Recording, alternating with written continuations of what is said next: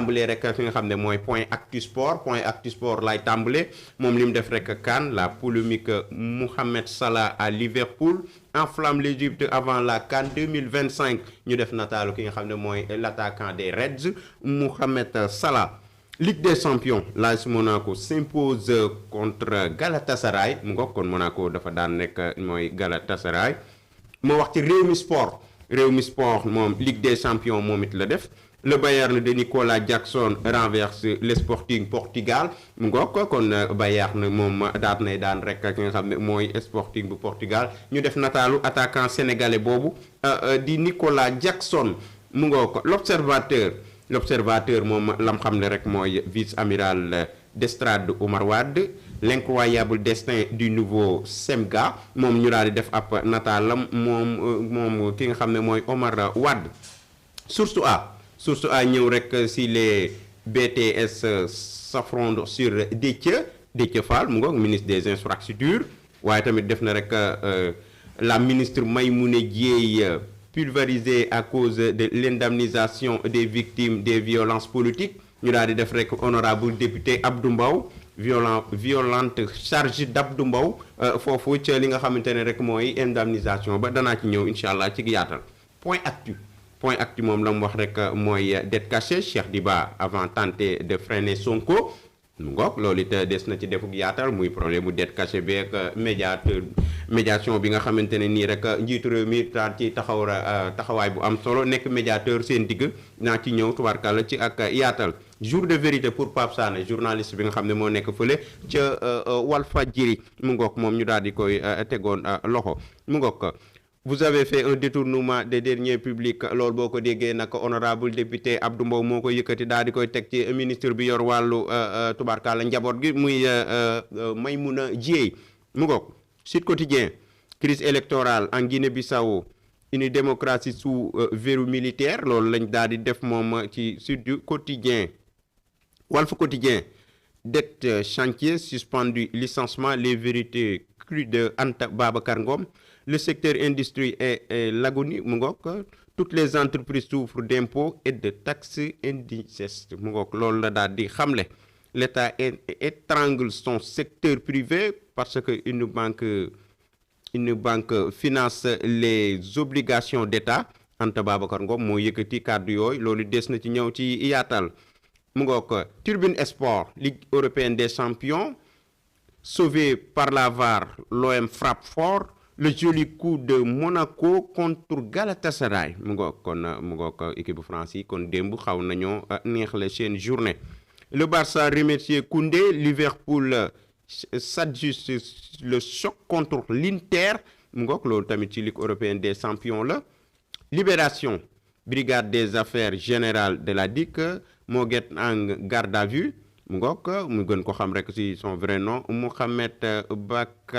Bakara Diallo mu ngoog mooy moo get voilà moom dafa nekk en garde à vue c'est bien cela mu ngoog kon mu ngi ci ay jafe-jafe moom tam l'aventure macabre de 89 migrants sénégalais muy wàllu mbëkk mi Abdou Aziz Ndiaye victime de son ami et d'une mafia interne l'enquête li mu xam ne rek mooy éligibilité de Sonko le vrai faux débat loolu ñu daal def nataalu premier ministre Ousmane Sonko ma ñëw ci les échos après plus de 9 mois en prison Farba Ngom enfin devant le juge financier lundi prochain gannaaw juróom-ñeenti weer yoo xamante ne rek Farba Ngom daal na koy nekk ci kaso bi kon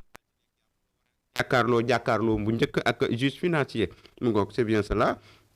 ñu wax rek si nga xam ne mooy enquête fouillée sur la face cachée de la lutte contre la Covid au Sénégal loolu tamit daat nañ cay ñëw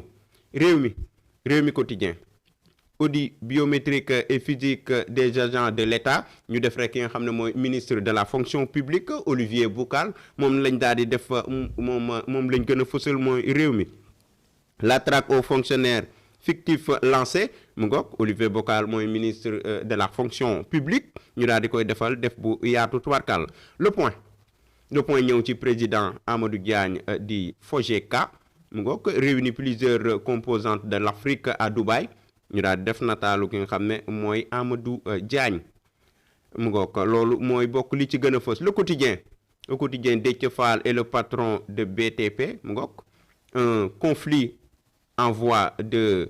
durcissement mu ngoog loolu lañ daal di def ñu ñëw nii ci liggéey ba ca Taliba mu ngoog Déthié Fall mooy ministre des infrastructures c'est bien cela. Le forum du justiciable saisit au commissariat aux droits de l'homme mu ngoog muy mbir mi nga xam ne maintien en détention Mame Bintou Diaby mooy soxna sa Madiambal Diagne Farba Ngom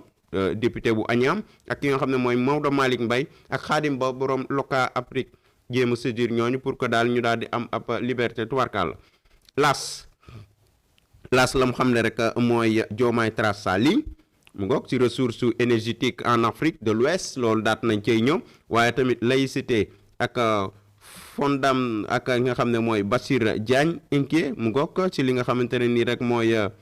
fondamentalisme nationalisme laïcité loolu rek nga xam ne mooy Bassirou Diagne daat na ci ñëw ci ak jaaxle.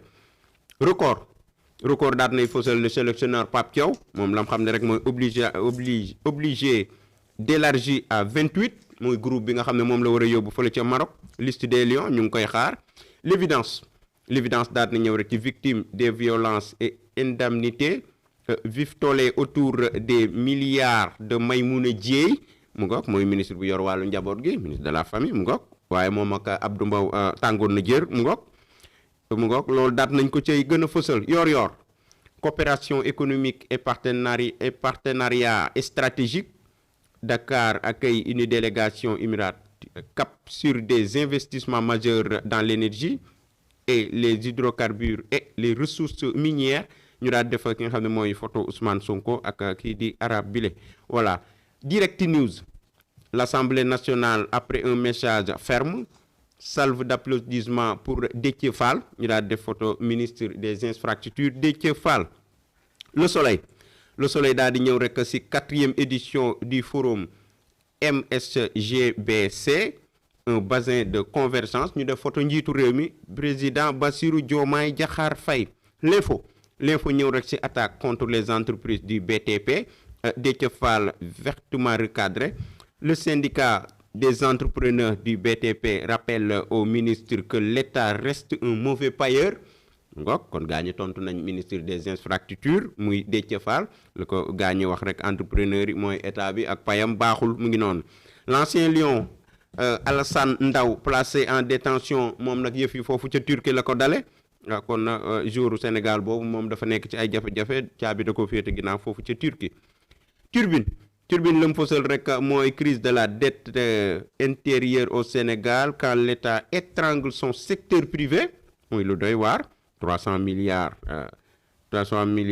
d'impayés sur les BTP 600 milliards sur les hydrocarbures 400 milliards pour les services ngook loolu daat na cay ñëw ci lu yaatoo yaatu ci wàllu BTP bi. Disons-nous la vérité, le secteur industriel sénégalais s'effondre ki xam ne loolu mooy honorable député Anta Babacar Ngom ngook daal na cay ñëw. Le régime de Pastef cherche à nous agresser et à